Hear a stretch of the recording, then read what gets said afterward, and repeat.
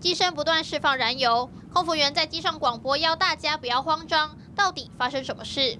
这是一架联合航空从桃园飞往旧金山的 UA872班机，今天上午9点50分起飞后，液压系统疑似发出异音。为了旅客安全，机长决定返航。